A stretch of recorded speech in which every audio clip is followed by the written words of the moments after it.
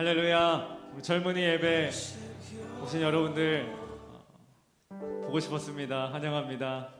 잘 오셨습니다. 우리 옆에 계신 분들 한번 이렇게 인사할까요? 보고 싶었습니다. 잘 오셨습니다. 환영합니다. 반갑습니다. 우리 축하하는 마음, 환영의 마음 담아서 한번 인사하겠습니다. 잘 오셨습니다. 반갑습니다. 보고 싶었습니다.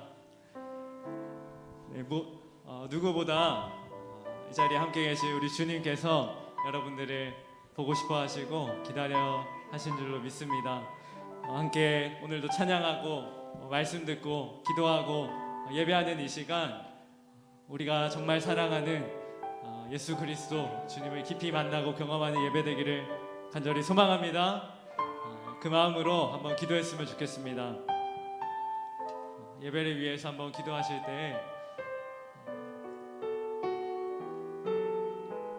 우리 마음을 정리하고 정돈하고 주님께 나아갔으면 좋겠습니다. 여러분, 그냥 예배 드리는 것보다요, 허겁지겁 헐레벌떡 무질서한 상태로 나아가는 것보다 1분이라도 2분이라도 차분히 여러분의 마음을 정돈하시고 나의 한 주의 삶을 돌아보고 또 이 자리로 인도하신 하나님의 은혜를 한번 곰곰이 생각해 보면요,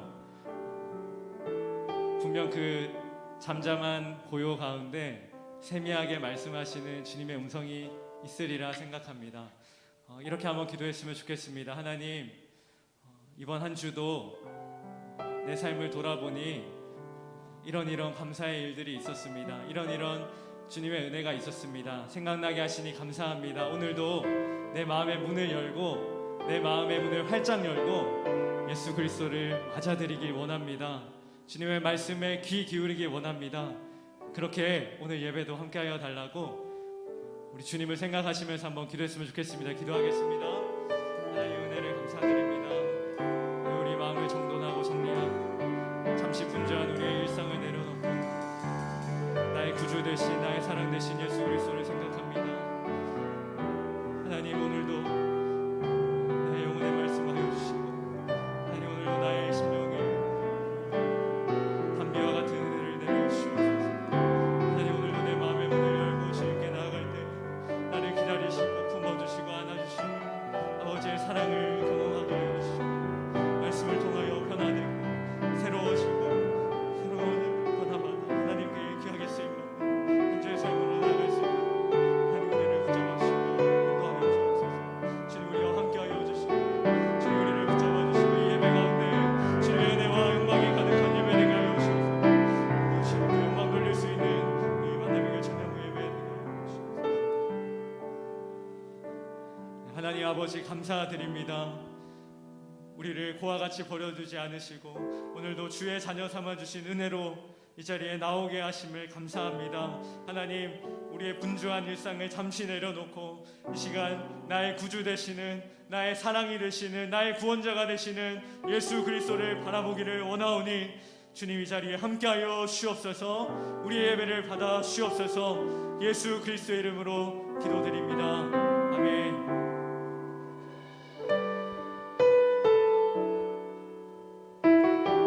시간 함께 찬양하실 텐데 괜찮으시다면 자리에 일어나셔서 우리 함께 하나님의 사랑을 고백했으면 좋겠습니다. 당신은 시간을 뚫고 이 땅 가운데 오셨네. 우리 없는 하늘 원치 않아 우리 삶에 오셨네. 당신의 편안 버리고 우리에게 평안 주셨네. 가장 낮은 자의 모습으로 우리 삶에 오셨네.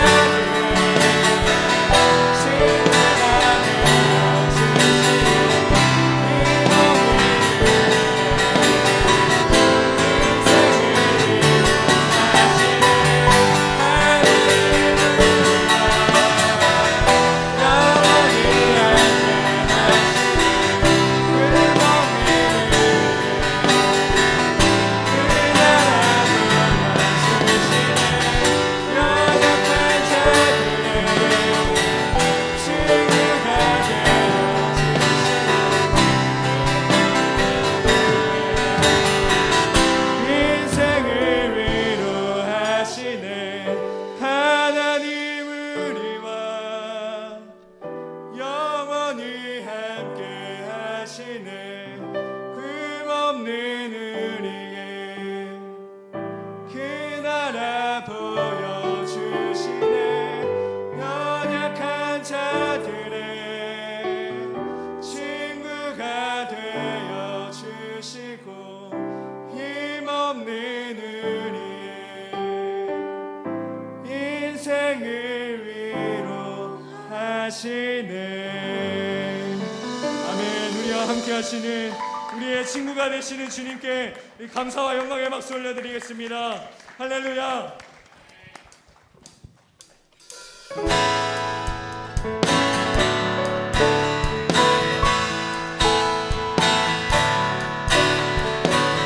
예수님이 우리의 소망이 되십니다. 예수님이 우리의 빛이 되십니다. 예수 열방의 소망. 예수 열방의 소망. 예수 우리의 위로자. 주는 온 땅에 영원한 예수 예수 어디서 내미 예수 하나님의 지 주는 온 땅에 빛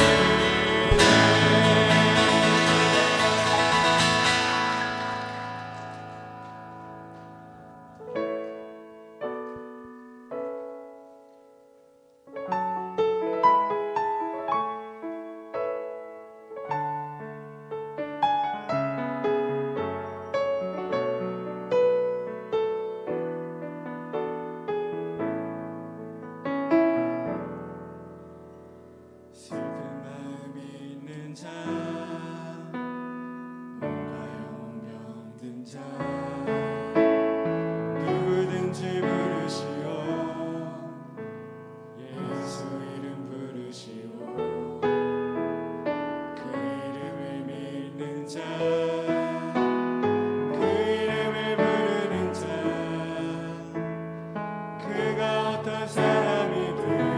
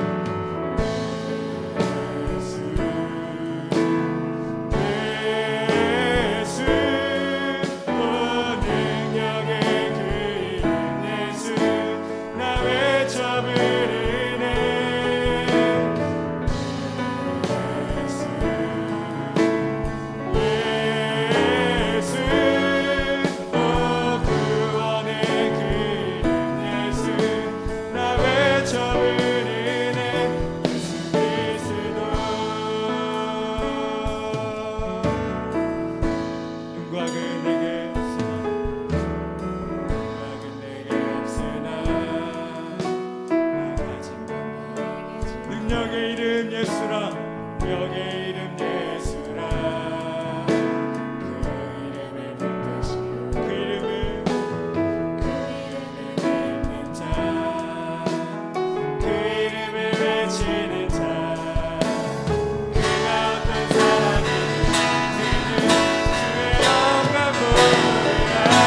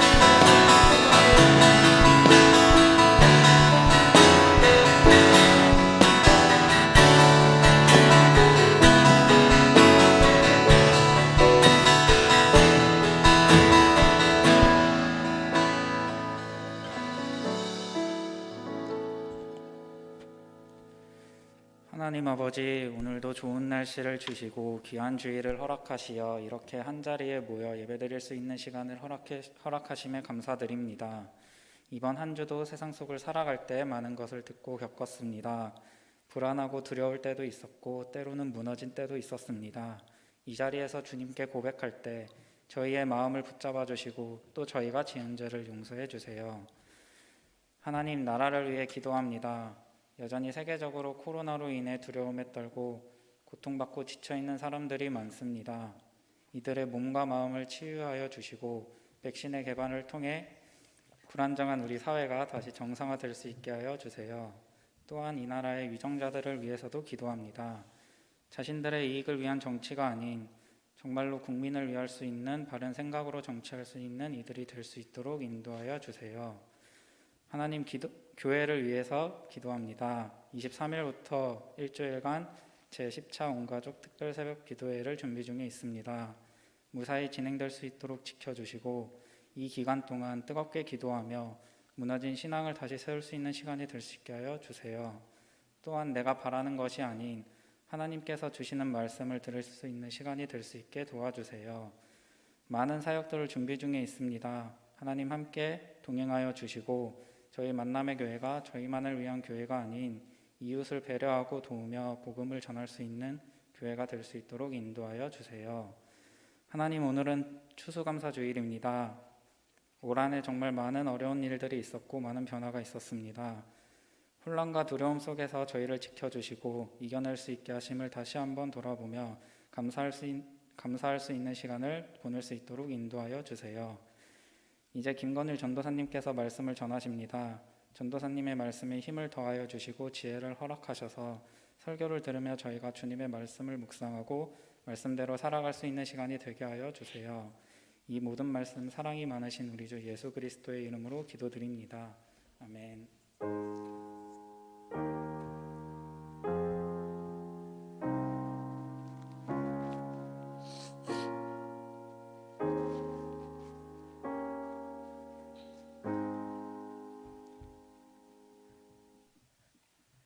찬송 630장 부르시면서 봉헌하시겠습니다.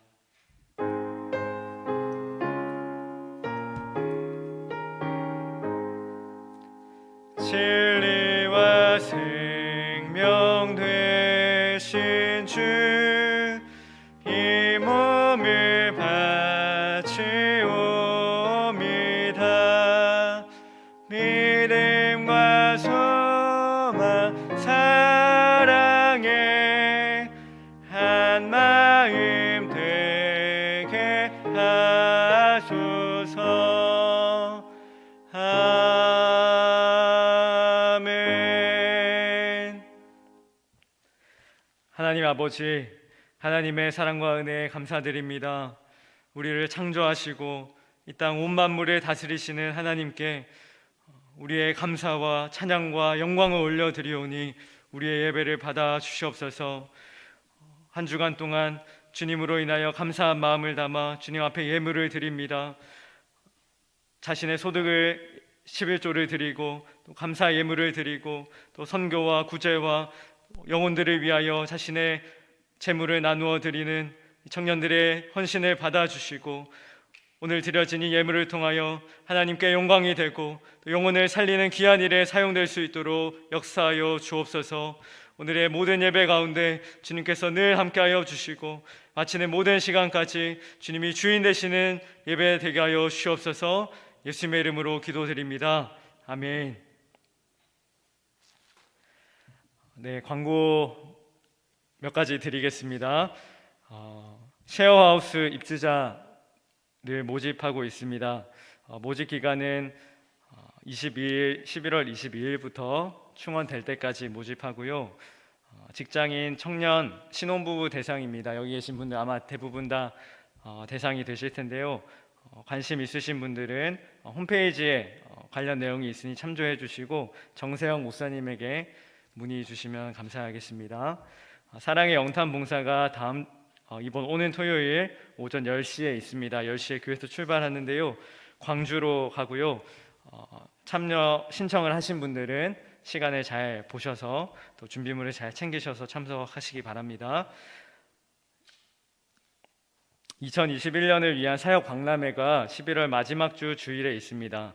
지하와 1층 로비에서 진행될 텐데 담당자들은 잘 준비를 하셔서 이날 잘 진행해 주시면 좋겠습니다. 성남노회 면로회가 12월 4일 금요일, 5일 토요일 저녁 7시에 분당 서강교회에서 있습니다.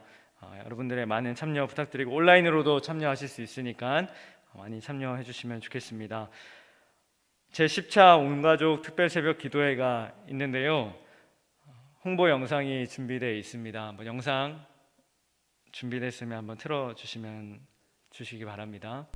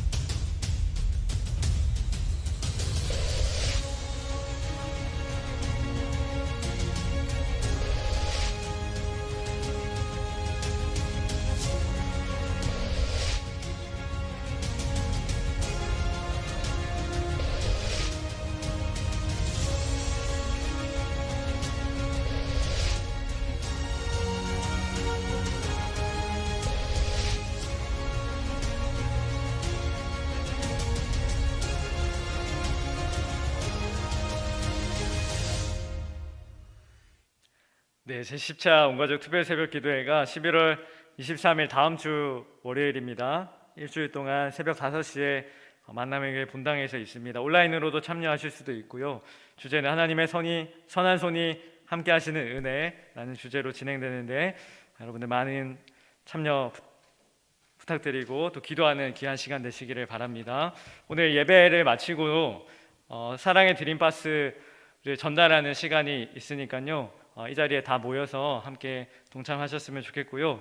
또 특별 새벽 기도회를 위해서 저희 청년부가 특송 순서를 맡았는데 이번에는 코로나 때문에 영상으로 특송을 하기로 했어요. 오늘 영상 촬영을 하려고 하니까요. 함께 참여해 주시면 감사하겠습니다. 하나님 말씀 함께 보겠습니다. 사도행전 3장 1절부터 10절 말씀입니다.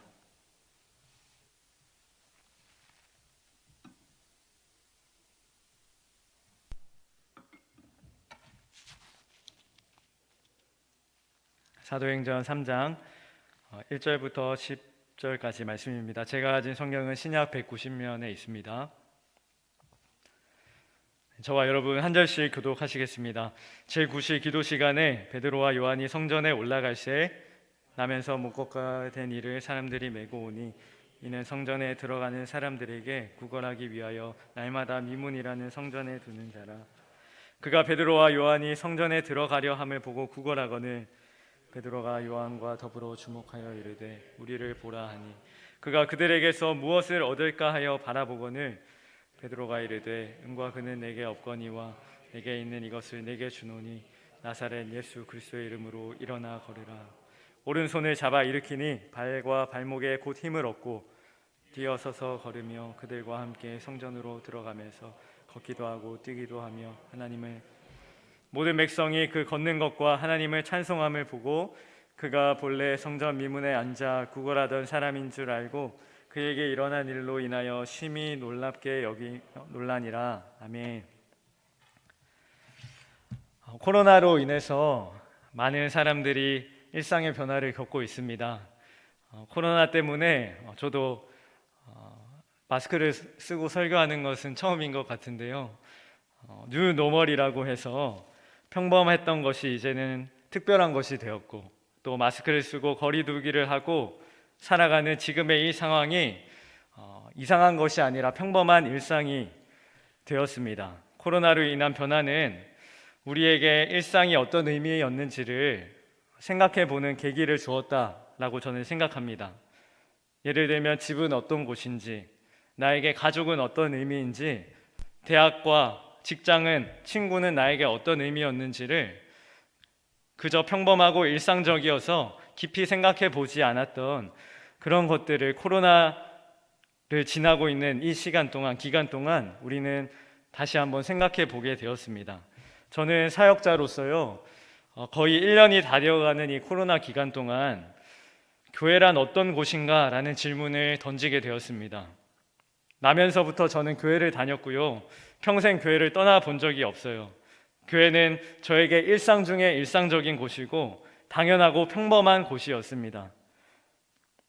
코로나가 터지고 당연했던 교회의 모습을 그런데 저는 잃어버리게 되었어요. 주일이 되면 항상 교회 사람들이 모이고 소그룹 모임을 하고 식사하고 회의하고 말씀 나누고 훈련하고 찬양하고 예배드리는 교회에서의 그 모든 당연한 것들이 한순간에 사라져 버린 것이죠. 그리고 이 모든 것들이 사라져버린 그 당황스럽고 막연한 순간에 저는 교회란 무엇인가, 교회란 어떤 곳인가, 이 질문을 저에게 던질 수밖에 없었습니다. 저는 이 질문의 답을 지금도 계속 찾아가는 중인데요, 이 질문을 오늘은 여러분들에게도 드리고 싶습니다. 청년 여러분, 교회란 무엇입니까? 교회란 어떤 곳입니까? 이 질문에 답하기에 아직 저의 경험, 지식, 지혜가 턱없이 부족함을 저는 알고 있습니다. 하지만 오늘 우리에게 주신 이 하나님의 말씀을 통하여 교회가 어떤 곳인지에 대한 답을 여러분들과 함께 찾아가 보고 싶습니다. 교회란 무엇인가, 이 질문을 가지고 제가 주목하게 된 성경은 바로 사도행전이었습니다. 왜냐고요? 사도행전은 이 땅의 교회가 처음으로 어떻게 형성되었고 어떻게 확장되어 갔는지를 보여주는, 흔히 초대교회라고 불리는 초기 교회의 역사를 담고 있는 책이기 때문입니다. 여러분, 사도행전에 대해서 잘 알고 계시나요? 사도행전을 기록한 사람이 혹시 누군지 아십니까? 네, 누가복음을 기록한 누가라는 사람이 이 사도행전을 기록했는데요, 누가복음은 예수님의 탄생부터 예수님의 죽음과 부활 그리고 승천까지를 기록하고 있는 책입니다. 누가복음의 마지막은 예수님께서 부활하시고 승천하시는 장면으로 끝이 나는데요, 그런데 이 사도행전은 누가복음의 후속편이라고 할 수 있습니다. 무슨 말이냐면, 누가복음이 예수님의 승천으로 끝이 났다면 이 사도행전은 예수님의 승천으로부터 이야기가 시작되는 것이죠. 그래서 사도행전은 누가복음의 후속편이라고 여길 수 있습니다. 사도행전 1장을 보면요, 예수님께서 부활하시고 승천하시는 장면이 기록되어 있는데, 그리고 예수님이 승천하시면서 마지막으로 남겨진 제자들에게 유언과 같이 하시는 말씀이 기록되어 있습니다. 사도행전 1장 8절 말씀인데요, 오직 성령이 너희에게 임하시며 너희가 권능을 받고 예루살렘과 온 유대와 사마리아와 땅끝까지 이르러 내 증인이 되리라 하시니라. 아멘. 성령님이 임하시면 너희가 땅끝까지 복음을 전하는 예수의 부활의 증인이 될 것이다. 예수님의 말씀이었습니다. 그리고 예수님의 이 말씀대로 성령의 충만함을 받은 제자들은요, 복음을 전하고 다녔습니다. 예수님이 그리스도, 예수님이 우리의 구원자시다 라고 전하고 다녔습니다. 그들이 전한 복음은요, 유대 온 지역에 퍼졌고요, 당시 로마를 변화시키는 원동력이 되었고요, 또 유럽을 변화시키고 또 아메리카와 결국에 태평양을 건너서 21세기 한국 땅을 살아가고 있는 우리에게까지 이 복음이 전파되었다라는 사실입니다. 특별히 사도행전 2장부터 4장은요, 성령을 받은 예수님의 제자들이 복음을 전하였고 그 결과 이 땅에 최초의 교회가 어떻게 형성되었는지를 자세히 기록하고 있습니다.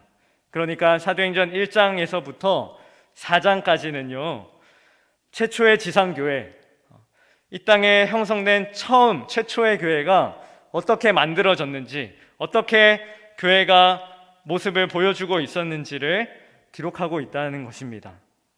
2장부터 4장은 성령을 받은 제자들이 복음을 전하였더니 믿는 사람들은 많아지고 또 믿는 사람들이 모이기 시작하면서 교회가 만들어졌다라고 말하고 있습니다. 이런 문맥 속에서 오늘 본문 3장의 사건이 있는 것입니다. 그럼 오늘 본문을 한번 본격적으로 보려고 하는데요. 본문의 사건은요, 다리에 장애가 있어서 걷지 못하는 한 사람을 베드로와 요한 두 사람이 말씀으로 치유하는 사건이에요. 다리에 장애가 있어서 날 때부터 걷지 못하는 사람이 있었습니다. 성전 앞에서 구걸하면서 날마다 자신의 삶을 연명하는 사람이었어요. 그리고 어느 날 베드로와 요한이 성전을 지나가다가 그 사람과 마주치게 되고요. 베드로가 나사렛 예수 그리스도의 이름으로 일어나 걸으라라고 말했더니 그 사람의 발과 발목에 힘이 생기고 걷고 뛰고 완전히 회복되었다라는 사건입니다. 어떤 사람들은요, 이 본문을 가지고 이렇게 해석하기도 합니다. 그 당시에 베드로가 기적을 일으켰던 것처럼 오늘날 교회에도 예수 그리스도의 이름으로 이런 기적이 일어나야 한다라고 해석하는 사람들도 있습니다. 귀신을 내쫓고 병을 치유하고 기적을 일으키는 일들이 오늘날 교회에도 여전히 일어날 수 있고 일어나야 한다라고 해석하는 것이죠. 그런데 저는 병을 고쳤다는 그 기적에 초점을 맞추기보다는요, 하나님께서 왜 이 사건을 성경에 기록하고 계신지 그 이유에 대해서, 하나님의 의도에 대해서 한 번 더 초점을 맞춰보려 합니다. 하나님은 왜 이 본문을 우리에게 보여주시고 계신 걸까요?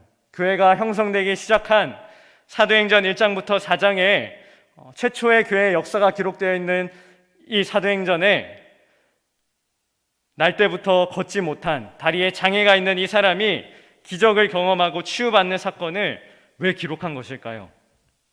본문을 함께 보겠습니다. 1절과 2절 말씀입니다. 여러분, 오늘은 제가 말씀 참고 구절을 안 보여드리려고 해요. 여러분 성경이 있으시다면 성경을 보시고 같이 보셨으면 좋겠고요. 성경 혹시 없으시다면 다음 주에는 꼭 가져오셔서 함께 좀 성경을 보면서 했으면 좋겠습니다. 필요하면 필기하셔도 괜찮습니다. 1절과 2절 함께 한 목소리로 읽었으면 좋겠습니다. 시작. 제9시 기도 시간에 베드로와 요한이 성전에 올라갈새 나면서 목 걷게 된 이를 사람들이 메고 오니 이는 성전에 들어가는 사람들에게 구걸하기 위하여 날마다 미문이라는 성전 문에 두는 자라. 제9시 기도 시간입니다. 제9시면요, 지금 시간으로 말하면 오후 3시입니다. 예수님의 제자 베드로와 요한이 성전에 오후 3시 기도 시간이 되어 가고 있습니다.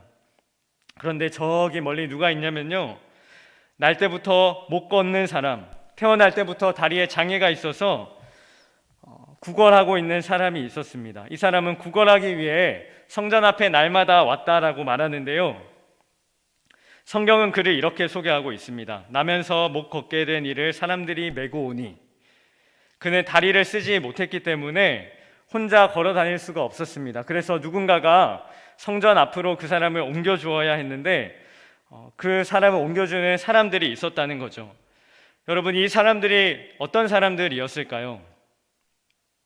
구체적으로 누구인지는 알 수는 없지만 저는 그 사람들이 봉사자들이거나 이 다리에 장애가 있는 거지의 절친한 친구들일까 생각해 보았는데요, 아니라고 생각했습니다. 오히려 그 사람은 누군지 정확히는 알 수 없지만 이 사람들이 구걸하는 이 사람을 이용해서 이득을 취하려는 사람일 수도 있다 생각했습니다. 왜냐면요, 낮 동안 구걸해서 돈을 얻어오면요, 그를 옮겨주는 대가로 그 구걸해 온 돈의 일부를 얻을 수 있기 때문이겠죠.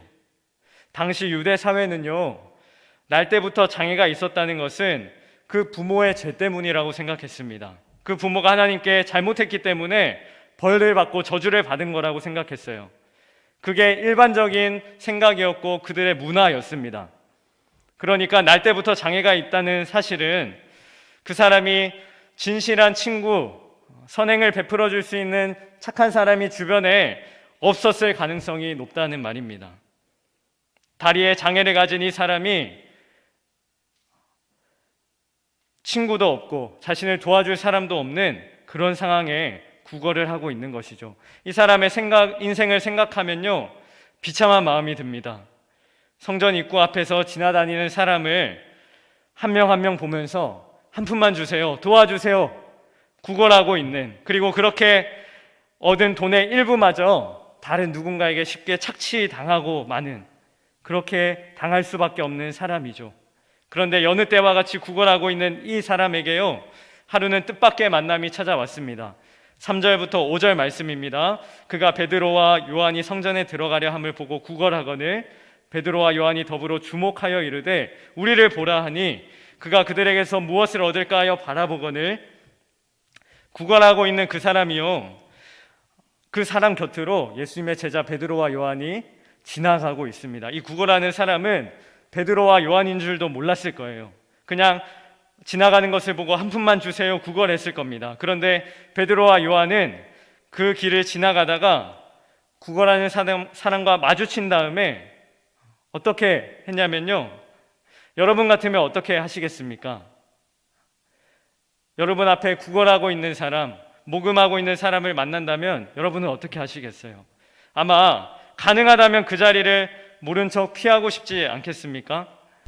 저는 모른 척 지나갔던 경험이 생각해보면 많았던 것 같습니다. 제가 다녔던 대학교는요, 젊은 사람들이 많이 보이는 왕래하는 곳이었습니다. 그런데 사람들이 많이 왔다 갔다 하다 보니까요, 지하철역에 있는 사거리에 가면 종종 구걸하는 사람들을 볼 수 있었어요.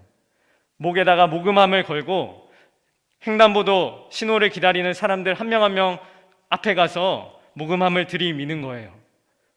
또 지하철역 계단에서 쪼그리고 앉아서 앞에 바구니 하나를 놔두고 고개를 푹 숙인 채 밤 늦게까지 구걸하고 있는 사람도 많이 목격했습니다. 저는 그 사람들을 볼 때마다 모른 척 지나갈 때가 많았고요, 또 저처럼 그렇게 무심히 지나가는 수많은 길거리의 청년들을 보기도 했습니다. 지금 베드로와 요한이 바로 그런 상황에 마주하고 있습니다. 구걸하고 있는 거지 앞을 지나가고 있는 것이죠. 그런데 우리가 예상하는 바와 달리 베드로와 요한은요, 독특하게 반응합니다. 구걸하고 있는 거지에게 다가가는 것이죠. 그리고 그를 바라보면서 말을 겁니다. 이렇게 말합니다. 우리를 보라. 이 말을 들은 구걸하는 거지가 어땠을까요? 아마 깜짝 놀라지 않았겠습니까? 지금까지 나에게 이렇게 자신 있게 당당하게 찾아와 준 사람, 말을 걸어준 사람 단 한 사람도 만나보지 못했는데 이 사람들은 정말 어마어마한 사람인가 보다. 아마 나에게 내가 정말 상상하지도 못하는 엄청난 금액을 주려나 보다. 이 사람들 정말 갑부여서 나에게 정말 선심을 쓰고 많은 돈을 내어주기 위해서 자신 있게 나를 보세요, 우리를 보라 라고 자신 있게 말하고 있구나, 그런 생각이 들지 않았을까요?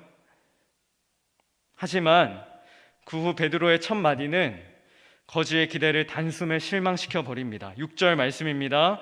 함께 읽겠습니다. 6절입니다. 시작. 베드로가 이르되 은과 금은 내게 없거니와 내게 있는 이것을 내게 주노니 나사렛 예수 그리스도의 이름으로 일어나 걸으라 하고, 은과 금은 내게 없거니와, 이 말을 듣는 순간에 거지의 기대, 거지의 부푼 가슴은 한순간에 사그라져 버렸을 겁니다.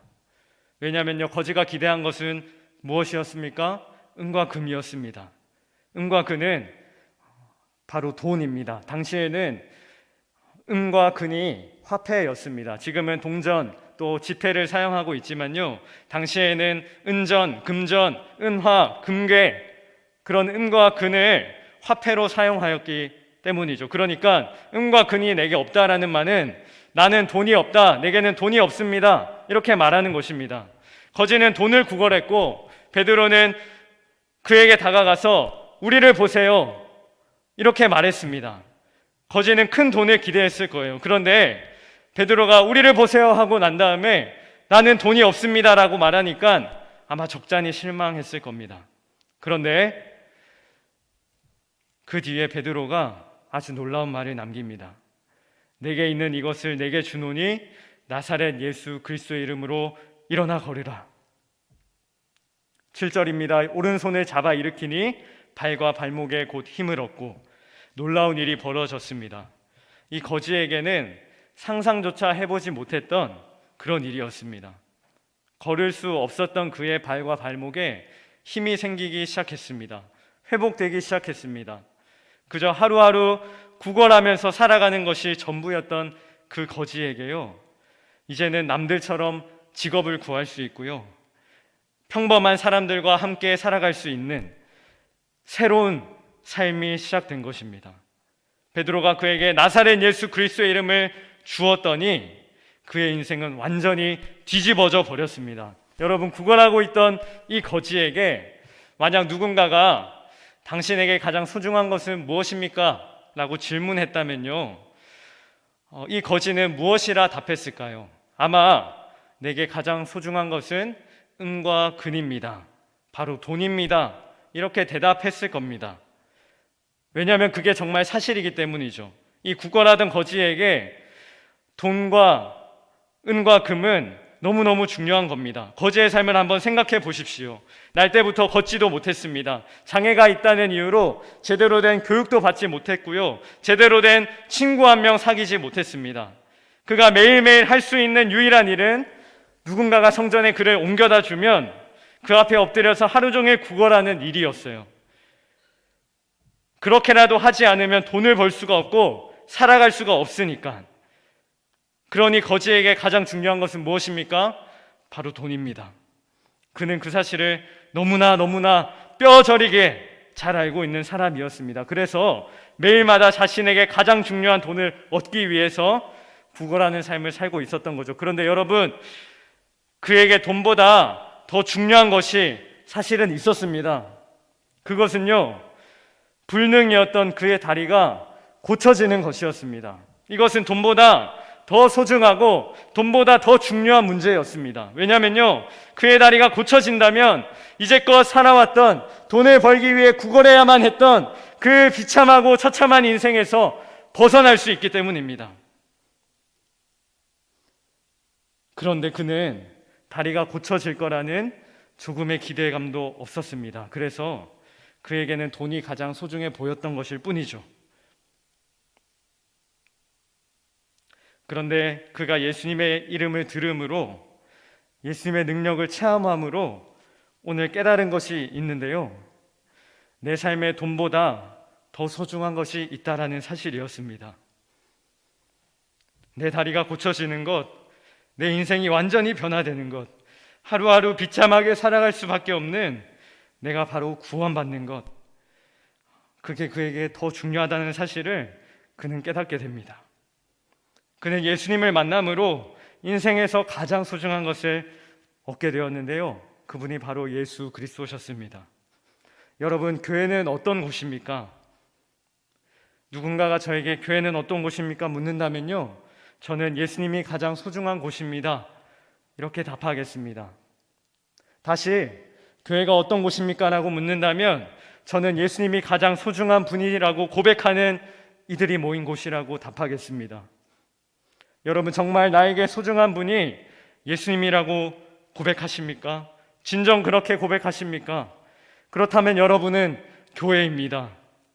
설령 여러분의 삶이 비참해 보이고 추악해 보이고 실패하고 넘어지는 것 같이 보이더라도 여러분에게 가장 소중한 분이 예수님이라고 진심으로 고백할 수 있다면 그러면 여러분은 교회입니다. 초대교회는 그런 공동체였다고 저는 생각합니다. 사도행전에서 발견할 수 있는 초대교회 공동체의 모습 중에는요, 예수님이 가장 소중한 분이심을 보여주는 모습이 드러나 있습니다. 사도행전 2장 42절부터 47절, 오늘 본문의 바로 앞에 단락인데요, 2장 42절부터 47절은 초대교회 공동체가 어떠했는지를 이렇게 설명합니다. 총 7가지인데요 제가 요약해서 말씀드립니다. 믿는 사람이 다 함께 모이고요, 모든 물건을 서로 나누어서 사용했습니다. 재산과 소유를 필요한 사람들에게 나누어 주었고요, 날마다 성전에 모이기에 힘쓰고 집에서는 떡을 떼고 하나님을 찬양하고 온 백성에게 칭송을 받았다.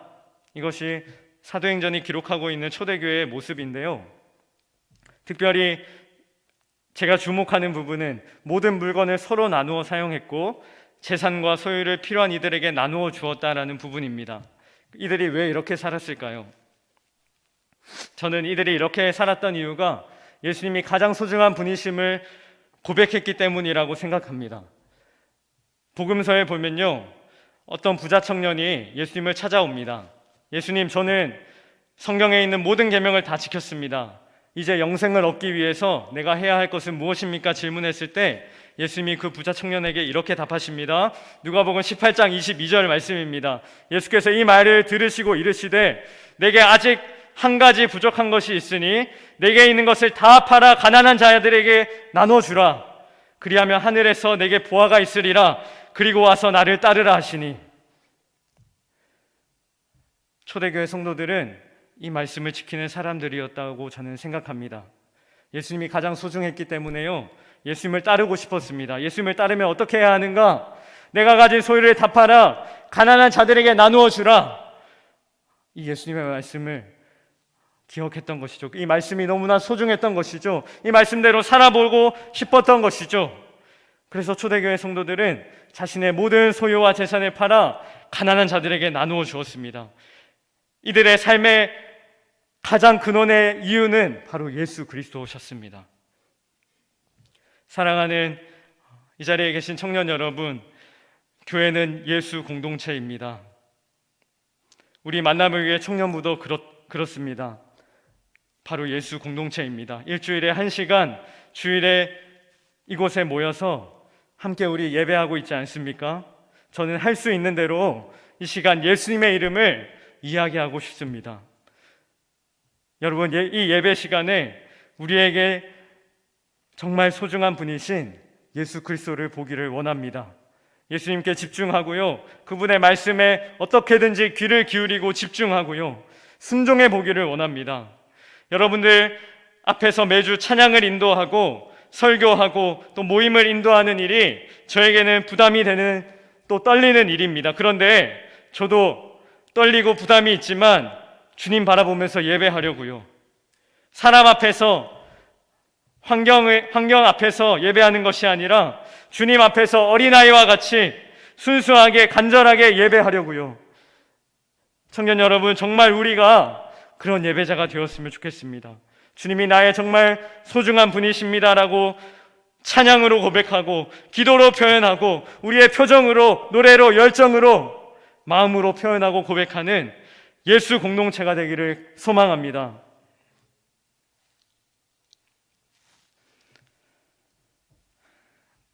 제가 준비한 원고를 절반밖에 못했는데 시간이 많이 지나서 여기까지 마무리를 좀 해야 될 것 같습니다. 말씀을 정리하려고 하는데요, 저는 여러분들에게 교회란 어떤 곳인가 질문을 드렸습니다. 오늘 성경을 통해 그 답을 한 단어로 정리하라고 한다면 저는 예수 그리스도라고 답하기로 합니다.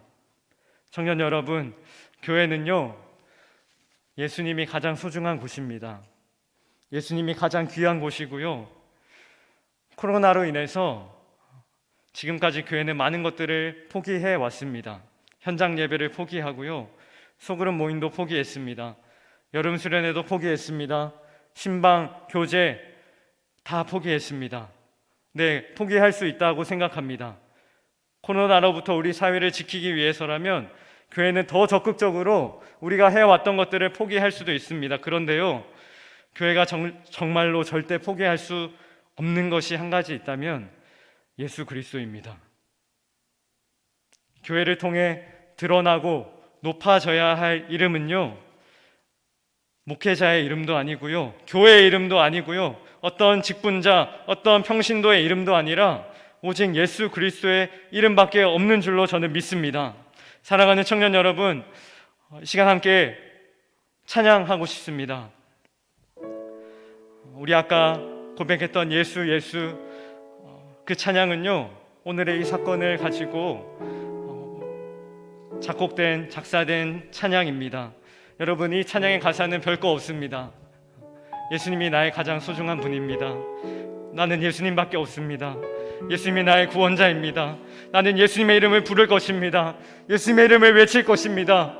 이것이 이 찬양의 가사의 전부입니다. 그런데 여러분, 이 찬양을 오늘 여러분들과 함께 고백하고 싶습니다.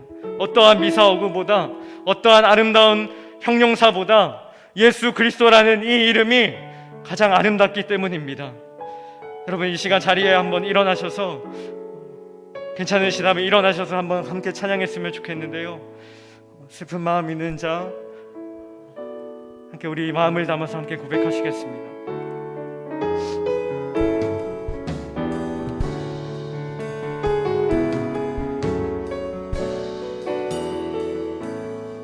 슬픈 마음 있는 자, 슬픈 마음 있는 자, 몸과 영혼 병든 자, 누구든지 부르시오. 예수 이름 부르시오. 예수 이름, 그 이름을 믿는 자, 믿는 자, 그 이름을 부르는 자, 그가 어떤 사람이든 그는 구원어. 우리 같은 부분 다시 한번 찬양하겠습니다. 슬픈 마음, 슬픈 마음 있는 몸과 영혼 병든 자, 병든 자, 누구든지 부르시오. 예수 이름 부르시오. 그 이름을 믿는 자, 그 이름을 부르는 자, 그가 어떤 사람이든 그는 구원어. 우리 마음을 담아 고백합시다. 예수 예수 예수 예수, 온 능력의 그 이름 예수, 나 외쳐 부르네. 예수 예수, 오 구원의 그 이름 예수, 나 외쳐 부르네. 예수 그리스도. 음각은 내게 없으나, 음각은 내게 없으나 나아가신 건 너에게 주니. 능력의 이름 예수라, 능력의 이름 예수, 그 이름을 붙드시오. 그 이름을 믿는 자, 그 이름을 외치는 자, 그 이름을 외친 그가 어떤 사람이든 그는 주의 영광 보리라.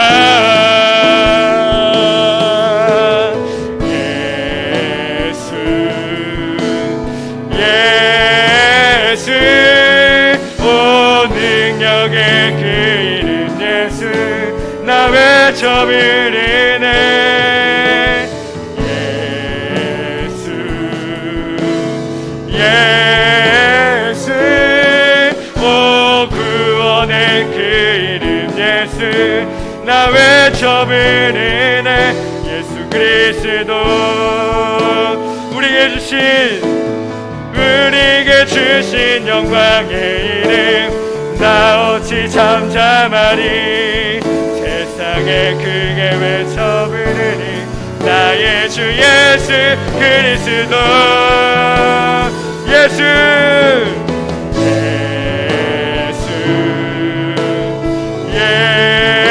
예수, 오 능력의 그 이름 예수, 나 외쳐 부르네. 예수 예수, 오 구원의 그 이름 예수, 나 외쳐. 다시 한번 예수 예수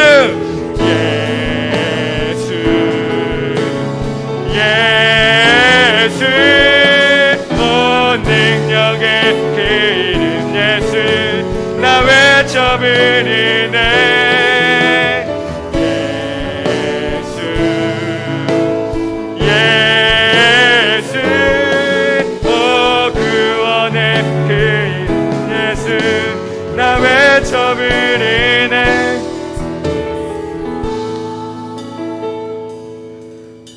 시간 우리 한 번만 기도했으면 좋겠는데요. 여러분 간절히 우리 예수님의 이름을 부릅시다. 우리 예수님의 이름을 외칩시다. 예수님이 나의 가장 소중한 분입니다. 주님이 나의 사랑이십니다. 주님, 이 세상에 중요한 것이 너무나 많고 내 눈에 보이는 것이 너무나 많지만, 돈이 중요하고 직장이 중요하고 대학이 중요하고 결혼이 중요하고, 하지만 그보다 더 중요한 것이 있다면, 소중한 것이 있다면 바로 나의 주님이십니다. 여러분, 우리의 마음에 주시는 그 감동대로 주시는 기도의 제목대로 한번 우리 주님의 이름을 부르시면서 우리 자유롭게 한번 기도했으면 좋겠습니다. 주여 한번 부르실까 함께 합심하여 기도하겠습니다. 주여! 하나님 감사합니다. 오늘 우리에게 말씀하여 주시니 감사합니다. 주님, 오늘 우리가 주님을 바라보기를 원합니다. 나에게 가장 소중한 분, 나에게 가장 귀한 분, 금과 은이 있어도 바꿀 수 없는 분, 오직 주님을 바라보기를 원합니다. 오늘 나의 사랑 나의 주님께 다시 한번 기도하며 나아가오니 하나님, 나의 불쌍한 영혼을 나와시고 하나님, 나의 영혼을 구원시켜 주시옵소서. 하나님, 나에게 영혼을 말씀하여 주시고 하나님, 오늘도 주님 앞에 나아갈 때 주님 나의 구원자가 되심을 보게 하여 주시고 주님 나의 아버지가 되어 주시고 주님 나의 친구가 되어 주시고 주님 나에게 말씀하여 주시는 하나님 그 기쁨과 내가 회복되게 하여 주옵소서. 그 안에 내가 회복되고 하나님 말씀에 내가 회복되고 다시 주님이 나에게 도와주시고 하나님 다시 나아갈 수 있도록 하나님 우리를 붙잡아주시기를 소망합니다.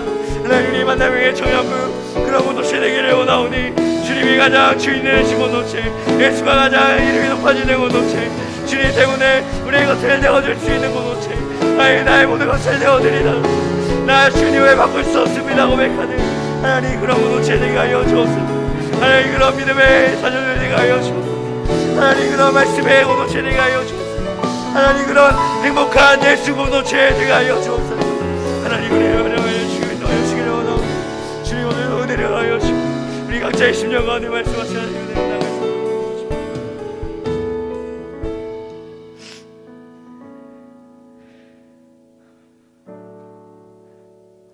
우리의 치료자, 우리의 구원자, 나의 구주 예수 그리스도를 찬양합니다. 한 주간 세상 속에서 세상에 치이고 관계에 치이고 해야 할 많은 업무와 학업과 미래에 대한 두려움 때문에